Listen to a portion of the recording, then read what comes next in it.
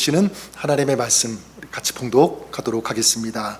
오늘 저희들이 함께 나누실 하나님 말씀은 신약성경 마가복음 11장 12절에서 14절 그리고 뒤에 20절 25절까지 우리 두 부분 같이 이어서 읽을 텐데요. 제가 11장 12절 읽고 우리 25절까지 한 절씩 교독하도록 하겠습니다.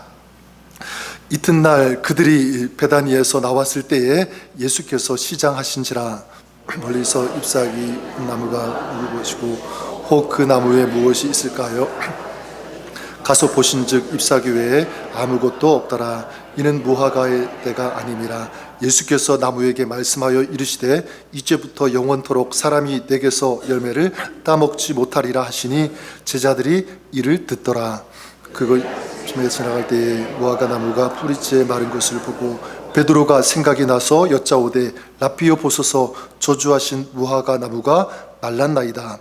예수께서 그들에게 대답하여 이르시되 하나님을 믿으라. 내가 진실로 너희에게 이르노니 누구든지 이 산더러 들리어 바다에 던져지라 하며 그 말하는 것이 이루어질 줄 믿고 마음에 의심하지 아니하면 그대로 되리라.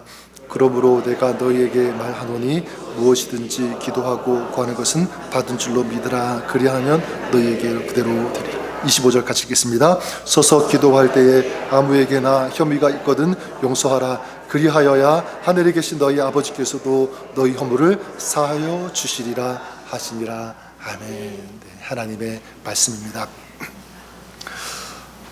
날씨가 좀 덥다가 보니까 제 마음속에 작은 소원, 바람이 있는데 빨리 가을이 왔으면 좋겠다, 이런 마음, 소원을 가져보게 됩니다. 그러면서 정확히는 모르겠지만 중학교 때인지 고등학교 때인지 우리 김현성 시인의 그 가을의 기도라고 하는 그 시가 생각이 났습니다. 다 외우지 못하지만 그 앞에만 이렇게 소개하면 가을에는 기도하게 하소서 이렇게 시작하죠. 낙엽이 지는 때를 기다려 내게 주신 겸허한 모국어로 나를 채우소서. 가을에는 사랑하게 하소서. 오직 한 사람을 택하게 하소서.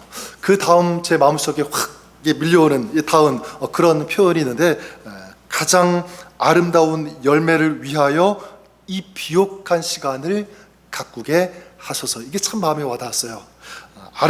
가장 아름다운 열매를 위해서 이 비옥한 시간을 가꾸는 그런 삶, 어떤 그런 소원이 담겨있는 시라고 생각이 되는데, 제가 이 열매 얘기를 먼저 꺼내는 이유가 있습니다. 뭐냐면 최근에 우리 생명의 삶 큐티 에스겔서를 묵상하고 있는데요, 지난 월요일부터 한 주 동안 계속적으로 반복되어지는 포인트, 제 마음속에 확 좀 두드리는 어떤 그런 단어가 하나가 있었는데, 그 단어가 바로 열매라고 하는 단어이기 때문에 그렇습니다. 열매. 에스겔서 15장에 포도나무, 이스라엘이죠. 그들을 향해서 하나님께서 말씀하시고 경고하시고 예언하시는데, 그들이 이 불에 던져지는 땔감같이 되게 하시겠다라고 하는 이 어마어마한 어떤 그런 말씀을 전하시게 되는데, 그 이유가 무엇이냐면 다른 것이 아니라 그들이 열매가 없기 때문에 그래요. 열매가 없어서.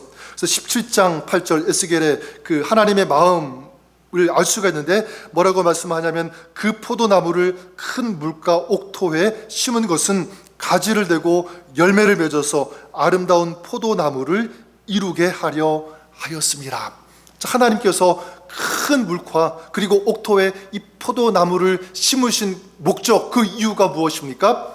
열매를 맺는 거였어요. 열매를. 그런데 이스라엘은 열매를 맺지 못했다는 것이었습니다. 이사야서 5장 2절에도 보면 비슷한 말씀이 나오는데요, 이렇게 말씀합니다. 땅을 파서 돌을 제하고 극상품 포도나무를 심었도다. 그 중에 망대를 세웠고 또 그 안에 술틀을 팠도다. 좋은 포도 맺기를 바랐더니 들포도를 맺었도다. 좋은 포도를 맺기를 원하셨는데 하나님께서, 그런데 이스라엘이 들포도를 맺었다 이렇게 말씀하고 있습니다. 들포도, 이상한 포도죠. 불순종, 우상숭배, 불의, 포악, 악함, 비난, 위선, 이런 것들, 이런 열매를 그들이 삶 속에서 맺었다는 거예요. 오늘 우리가 읽은 이 마가복음 11장 말씀도 같은 맥락에서 우리가 볼 수가 있는데, 예수님께서 이 제자들과 베다니에 들르셨다가 나오시면서 시장하셨어요. 자, 그래서 그때 지나가시다가 무화과 나무를 보시게 되는데 13절에 이렇게 말씀합니다. 멀리서 잎사귀 있는 한 무화과 나무를 보시고 혹 그 나무에 무엇이 있을까 하여 가셨더니 가서 보신즉 잎사귀 외에 아무것도 없더라. 잎사귀 외에 아무것도 없었다. 예수님께서는 분명히 열매를 기대하시고 그 무화과 나무에게 가셨을 거예요. 그래서 14절에 보면 나무를 향하여 이렇게 말씀하시죠. 그 나무에 무화과 열매가 없는 것을 보시고 뭐라고 하십니까? 이제부터 영원토록 이 사람이 내게서 열매를 따먹지 못하리라. 이렇게 말씀하십니다. 자, 그러면 여기서 우리가 한 가지 질문해 볼 수가 있겠죠. 왜 예수님께서는 이 무화나무를 이렇게 저주하시는가라는 거예요.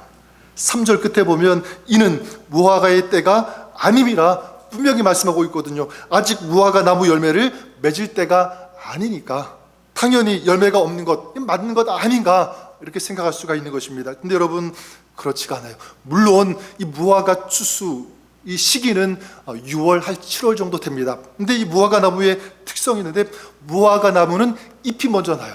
잎이 먼저 나면 그 다음 열매를 맺는 것입니다.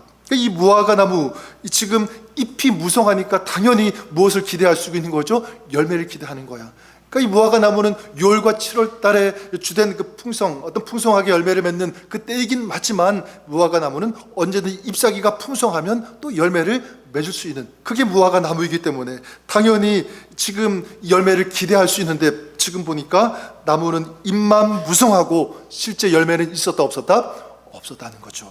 여기서 여러분 우리가 알아야 되는 것 중요한 것은 무엇이냐면 지금 예수님께서 이 무화과 나무에게 말씀하시고 이 보면 이 저주를 선포하셨는데 근데 이것은 나무에게 하신 것이 아니라 사실은 이건 뭐냐면 이스라엘을 향한 사랑, 경고라는 것입니다. 사랑의 메시지예요.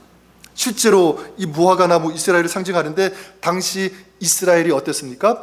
전통, 어떤 율법 이런 겉모습은 굉장히 화려했어요. 무성했습니다. 하지만 진정한 믿음, 순종 이런 것들은 그들에게 없었다는 것입니다. 그래서 잎만 무성한 무화과 나무처럼 겉만 번지르르한 어떤 그런 신앙을 향하여 경고하신 것이다라고 볼 수가 있는 거죠. 마태복음 7장 20절에 그들의 열매로 그들을 알리라 이 말씀처럼 참된 신앙은 무엇으로 드러나고 무엇으로 알 수 있냐면 열매로 드러나고 열매로 알 수 있는데 지금 이들은 그렇지 않았다는 거예요. 자, 그렇다면 여러분 이것은 단지 이스라엘을 향한 경고 메시지가 아니라 오늘을 살아가고 있는 우리를 향한 주님의 사랑의 메시지라고 믿습니다. 어떤 메시지냐면 그래요. 주님은 열매를 기대하신다 이거예요. 우리도 열매 맺는 그런 나무가 되어야 한다라는 것입니다. 자, 그러면 여러분 주님께서 우리를 향하여 기대하시는 소원하시는 열매가 있다면 무엇이 있을까? 여러 가지로 설명할 수 있겠지만 몇 가지만 꼽는다면 이것입니다. 첫 번째는 회개의 열매라고 할 수 있을 것 같아요. 회개하는 것.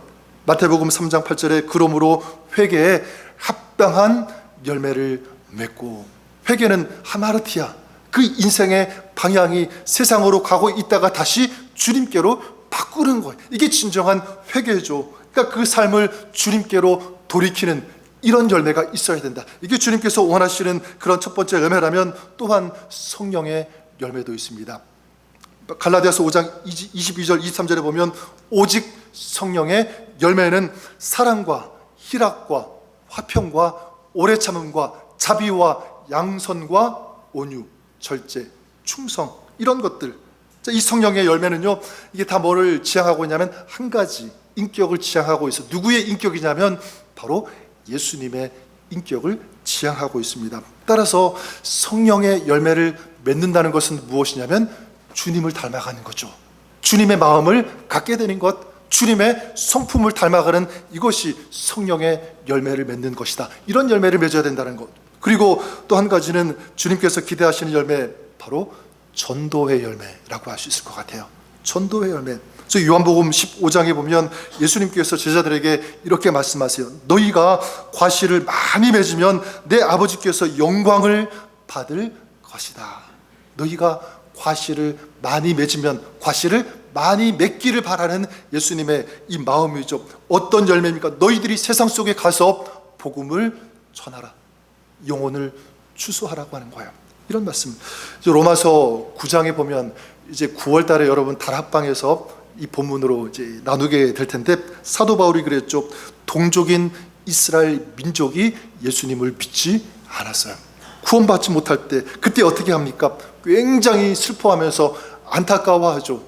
그뿐만이 아니라 뭐라고 고백하냐면, 내가 저주를 받아 그리스도에게서 끊어질지라도 하나님 저들이 구원받게 해주십시오라고 하는 간절한 마음, 이 절박한 마음, 이런 마음을 가지고 하나님께 기도합니다. 여러분, 그래요.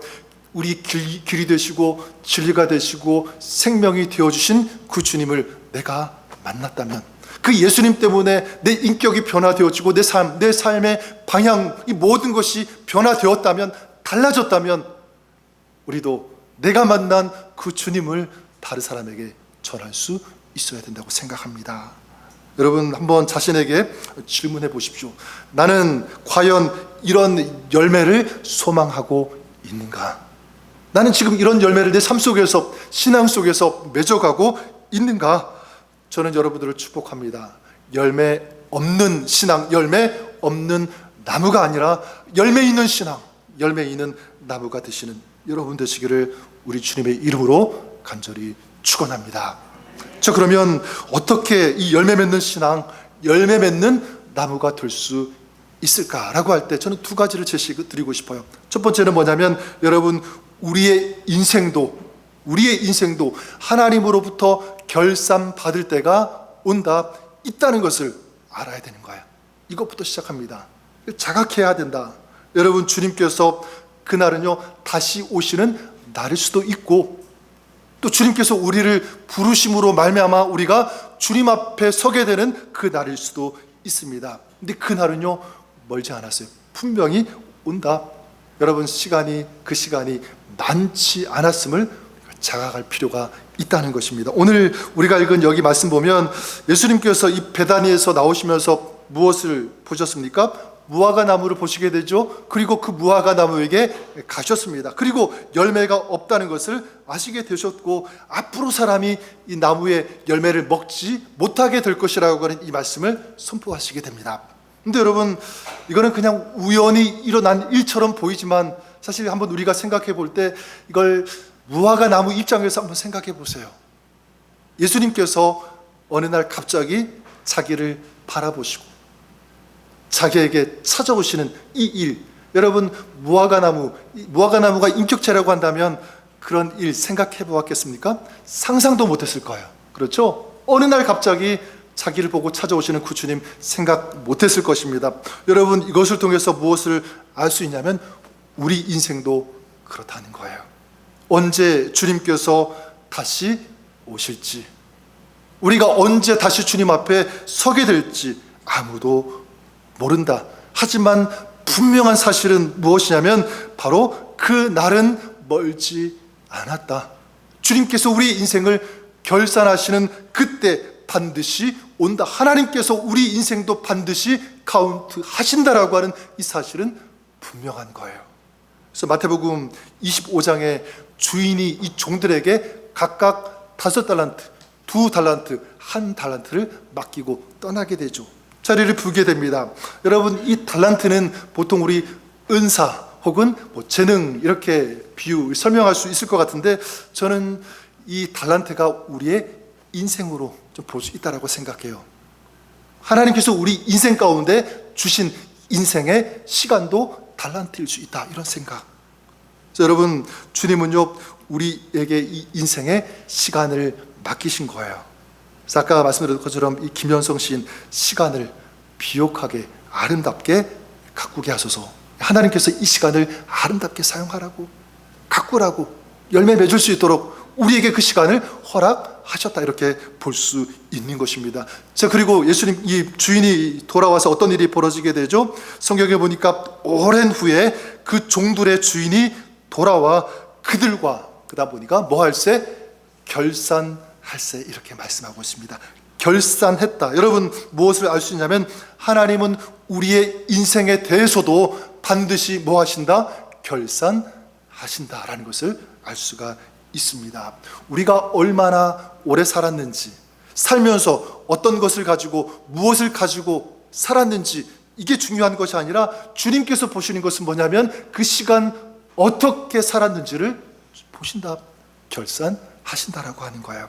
그래서 누가복음 12장 36절에 보면 이제 주님은 이렇게 말씀하세요. 너희는 마치 그 주인이 혼인집에서 돌아와 문을 두드리면 곧 열어주려고 기다리는 사람과 같이 되라.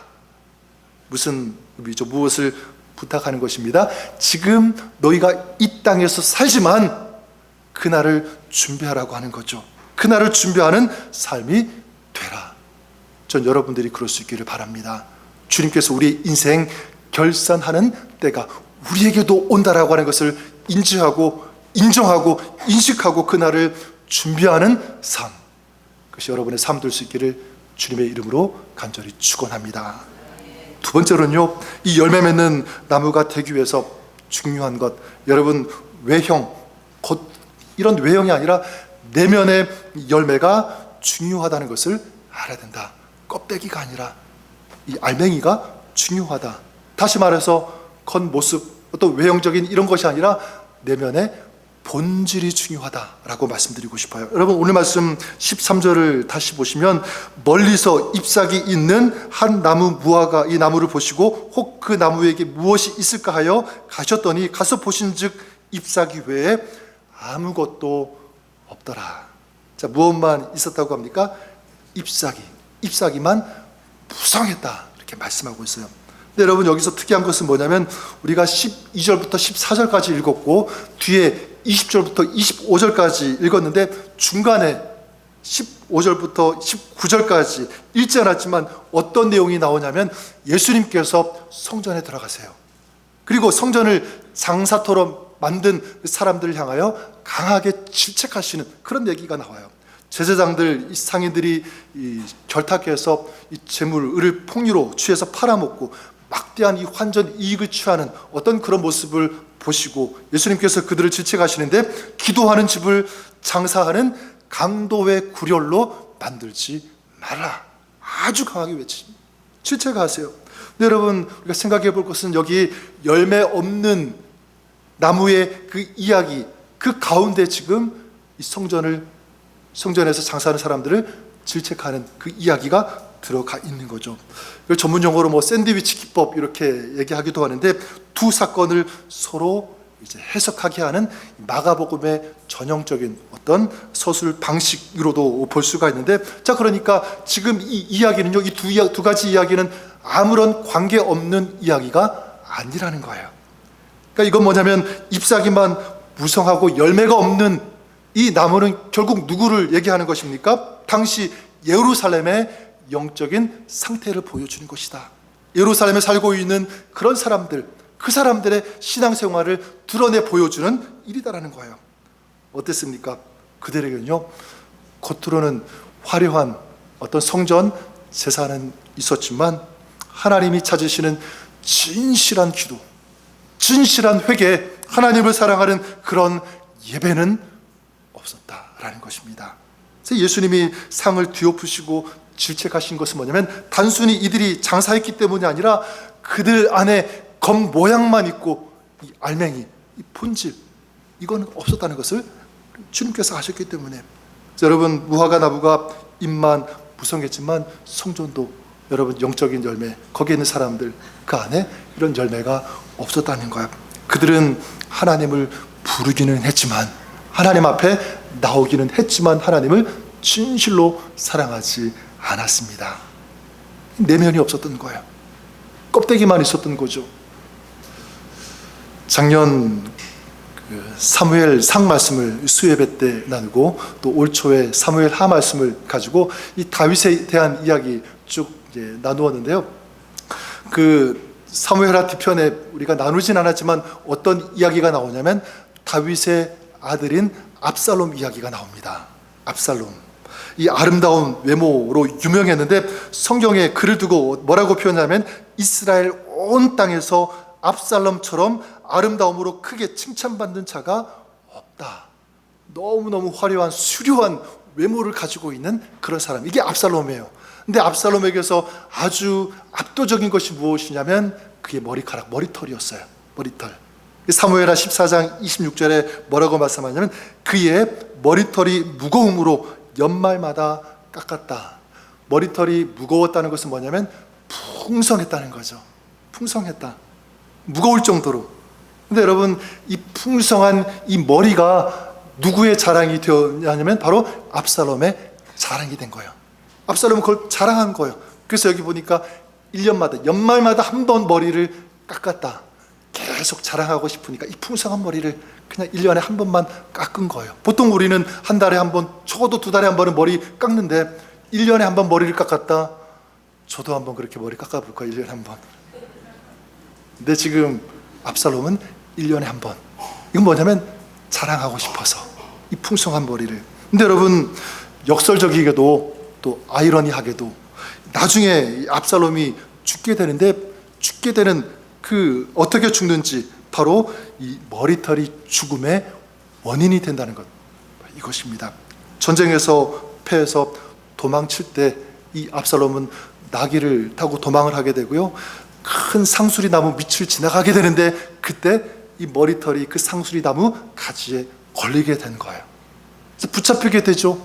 그리고 창에 찔려서 죽게 되는 그런 운명을 맞이하게 됩니다. 여러분, 이걸 통해서 우리가 무엇을 알 수 있냐면 이런 겉모습의 이런 자랑은 그 인생의, 그 신앙에 뭐가 될 수 있냐면 올무가 될 수 있다. 자기가 자랑하는 이런 강점이 오히려 올무가 될 수 있다는 것을 우리에게 교훈을 주고 있다고 생각합니다. 외적인 것에 치중하고 그것을 붙잡는다면 그건 참 위험한 신앙이 될 수 있다는 거예요. 여러분, 이 압살롬은 결국 잎사귀가 무성하고 사실 실제 열매가 없는 인생이다라고 말할 수 있는 거죠. 정말 하나님을 사랑하면 하나님의 말씀을 두려워하고 경외하고 정말 주님의 뜻을 이루는 그 삶, 이런 본질, 이걸 추구하는 인생이 되어야 되는데 압살롬은 그렇지 못한 거예요. 겉모습만 화려한 인생이 되고 말았다는 사실입니다. 근데 여러분, 안타까운 것은 무엇이냐면 오늘 우리 안에도, 제 안에도 이런 압살롬이 살아있을 수 있다는 것, 이게 문제입니다. 여러분, 정말 주님을 사랑해야 되는데 주님을 만나는, 이게 정말 우리 신앙의 본질이 되어야 되는데 그렇지 못할 때 그냥 신앙생활하는 것 그 자체, 종교생활하고 교회 나오는 것 그 자체로 만족하고 있다면 어쩌면 우리도 이런 압살롬의 길을 걸어가고 있다. 여러분, 정말 사랑하고 섬기는 어떤 그런 것, 이게 우리의 삶의 본질이 되어야 되는데 내 것, 내 유익, 어떤 내 기쁨, 내 즐거움, 이것만 생각하고 있다면 마찬가지 그럴 수 있다. 압살롬과 같은 길을 걸어가고 있다라고 할 수 있습니다. 저는 여러분들이 그렇지 않았으면 좋겠어요. 여러분, 그냥 교회 나오는 것으로 절대로 만족하지 마세요. 그냥 하나님의 이름을 부르고 같이 예배에 참석하고 있다는 그것으로 됐다라고 생각하지 말고, 여러분, 예배를 통해서 여러분 삶 속에서 살아계신 좋으신 그 주님을 만나고요, 그 주님의 그 음성을 듣고 하나님의 그 사랑을 그 삶 속에서 경험하는 이런 신앙, 이런 생활이 될 수 있기를 주님의 이름으로 간절히 축원합니다. 그러기 위해서 우리가 본질적인 것, 우리가 참으로 찾고 구하고 붙잡아야 되는 본질이 있다면 무엇인가라고 할 때 2가지 말씀드리고 싶어요. 한 가지는 바로 사랑입니다. 하나님을 향한 사랑, 그 사랑으로 하나님을 예배하는 거예요. 사랑으로 주님을 섬기는 것, 이렇게 말씀드릴 수 있습니다. 그러니까 우리의 마음속에 하나님을 사랑하는 그 마음이 풍성히 임하고, 그래서 우리의 삶 전체가 하나님 앞에 드려지는 그런 삶. 다윗이 그랬죠. 그 법궤가 예루살렘으로 들어올 때 그 사무엘하 그 말씀 이렇게 보면 어떻게 합니까? 다윗은 왕복을 벗어요. 그리고 배 에봇이라고 하는 그 옷을 입게 됩니다. 그리고 그 옷을 입고요, 막 춤을 추죠. 그리고 그 옷이 벗겨질 정도로 하나님을 예배하게 됩니다. 이 에봇이라고 하는 옷, 이거는 하나님을 섬길 때 제사장이나 레위인들이 보통 입는 굉장히 심플한 단순한 옷이에요. 그 옷을 입고 찬양한 거예요. 예배한 거죠. 여러분, 무엇을 알 수 있냐면 다윗에게 있어서 다윗은 어떤 겉으로 보이는 지위, 어떤 왕이라고 하는 지위, 겉모습, 이런 것들이 중요하지 않았다는 것입니다. 다윗에게 정말 중요했던 것은 무엇이냐면 마음이었어요. 하나님을 정말 사랑하는 그 마음, 그 마음으로 예배한 거예요. 찬양한 거예요. 기도한 거죠. 하나님께서 아름답게 받아주신 거고요. 그러니까 그 마음으로 드렸던 그 예배가 최고의 예배가 되었던 것입니다. 자, 그랬을 때 하나님께서 어떻게 하십니까? 다윗을 높여주시잖아요. 높여주시고 다윗이 살아가면서 왕이 되었을 때도 물론 피곤하고 공고하고 힘든, 배신당하는 그런 일들, 그런 상황들 있었습니다. 그런 순간에도 하나님께서 그를 높여주셨고 회복시켜 주신 줄 믿습니다. 그 마음을 들였을 때. 다니엘도 마찬가지죠. 바벨론에서 큰 어떤 권세를 얻었습니다. 얼마든지 자기를 위해서 살 수 있었고, 그리고 그 나라가 원하는 대로 타협하면서 살아갈 수 있었어요. 하지만 다니엘은 우상에게 절하지 않고 오직 누구에게만 무릎을 꿇었습니까? 하나님께만 무릎을 꿇었던 거예요. 그 자신의 그 삶 전체를 하나님께 드리려고 했던 거예요. 정말 하나님을 사랑하니까 그럴 수 있었던 거죠. 자, 그랬을 때 그의 그 신앙, 그의 삶 가운데 어떤 열매를 맺었습니까? 충성의 열매. 진정한 이 경건, 하나님을 두려워하고 하나님을 따르는 것은 어떤 삶인지에 대한 그 열매를 맺었던 거죠. 사도 바울도 마찬가지 아닙니까? 주님을 만나게 되고 그 전까지는 주님을 믿는 사람들을 핍박하는, 잡아가두는 그런 사람이었는데 이제는 주님을 전하는 복음 전도자가 되었습니다. 그래서 복음 전도자가 되었을 때 극심한 고난, 압박, 핍박이 임했어요. 맞기도 하고 감옥에 갇히기도 하고 죽을 위기도 넘기게 되죠. 그런데 이 바울을 어떻게 합니까? 그런 핍박과 고난 속에서도 끊임없이, 그리고 한결같이 주님 사랑하면서 예비하면서 찬양하고 주님을 위하는 그런 삶, 헌신의 삶 살잖아요. 감옥 속에서도 찬양하고 예배하는 그 모습 우리가 알지 않습니까? 자, 그랬을 때 어떻게 됩니까? 바울을 통해서 수많은 교회가 세워지게 되죠. 그리고 수많은 풍성한 이 영혼 구원의 열매를 맺게 되는 이 놀라운 일, 아름다운 열매를 맺은 것입니다. 저는 저의 삶, 여러분의 삶, 또 우리의 예배가 좀 그럴 수 있기를 바라요. 그런 마음으로 드리는 예배가 될 수 있기를 바랍니다. 겸손한 마음, 진실한 이 하나님을 향한 사랑으로 드리는 그런 예배, 정말 주님을 사랑하기 때문에 헌신하는 것, 섬기는 그런 삶, 이것이 여러분 안에 회복될 수 있기를 주님의 이름으로 간절히 축원합니다. 한번 나 자신에게 이렇게 질문해 보십시오. 나는 예배 올 때 어떤 마음을 가지고 오는가? 나는 예배 올 때 누구에게 집중하고 있는가? 나는 예배가 기다려지고 있는가? 나는 얼마나 주님을 사랑하고 얼마나 주님을 사모하는가? 질문해 보는 거예요. 두 번째는 우리가 열매 맺는 나무가 되기 위해서 회복해야 될 것, 이렇게 표현하고 싶어요. 여러분, 우리 인생의 뿌리를 세상에 두는 것이 아니라, 세상에 뿌리 내리는 것이 아니라 주님께 우리의 인생의 뿌리를 내릴 수 있는 사람이 되어야 된다. 주님께 우리의 인생의 뿌리를 퍼지게 할 수 있는 그런 사람. 그래서 오늘 말씀 그 20절, 그 25절에 보면 예수님의 이 제자들이 아침에 지나가다가 무화과 나무가 메마른 것을 보게 되죠. 그걸 보고 예수님께 찾아오게 돼요. 그리고 예수님에게 보고를 하게 됩니다. 예수님, 이 무화과 나무가 메말랐어요. 그런데 예수님께서 그때 22절에 보면 이렇게 말씀하십니다. 하나님을 어떻게 알아? 믿으라. 하나님을 믿으라. 여러분, 지금 하나님을 믿는 이 믿음의 그 이야기가 나오는 어떤 그런 지금 스토리가 아니잖아요. 열매 없는, 잎만 무성한 그 나무에 대한 이야기가 쭉 이어지고 있는데 갑자기 예수님께서 이 말씀을 제자들에게, 사람들에게 던지고 계신 거예요. 하나님을 믿으라. 하나님을 믿으라. 여러분, 왜 이렇게 말씀하셨을까? 이건요, 오늘을 살아가고 있는 우리에게 직접적으로 강력하게 주시는 저는 주님의 메시지라고 믿습니다. 뭐냐면 열매 맺는 신앙이 되기 위해서 무엇이 가장 시급한가? 어떤 사람이 되어야 되는가라고 할 때 하나님을 믿는 믿음이 있어야 된다. 하나님을 신뢰하는 그 믿음을 가지고 살아가야 할 때, 그럴 때 그 삶에 아름다운 열매를 거둘 수 있다는 것. 우리가 들을 수 있기를 바랍니다. 그래서 23절, 24절에 보면 예수님께서 더 말씀하시죠. 내가 진실로 너희에게 이르노니 누구든지 이 산더러 들려 바다에 던져지라 하며 그 말하는 것이 이루어질 줄 믿고 마음에 의심하지 아니하면 그대로 되리라. 그러므로 내가 너희에게 말하노니 무엇이든지 기도하고 구하는 것은 받은 줄로 어떻게 하라? 믿으라. 믿고 구하는 것은 이미 받은 줄로 믿으라. 그러면 너희에게 그대로 된다라고 하는 이 말씀, 믿음인 거예요. 네, 믿음이 열매를 맺게 합니다. 믿음이 승리하게 합니다. 믿음이 그 삶을 아름답게 하는 거예요. 전 여러분들이 이렇게 전능하신 하나님께 믿음으로 기도할 수 있기를 바랍니다. 이 믿음이 있다면 그 삶은요 절대로 무력해지지 않아요. 패배하지 않습니다.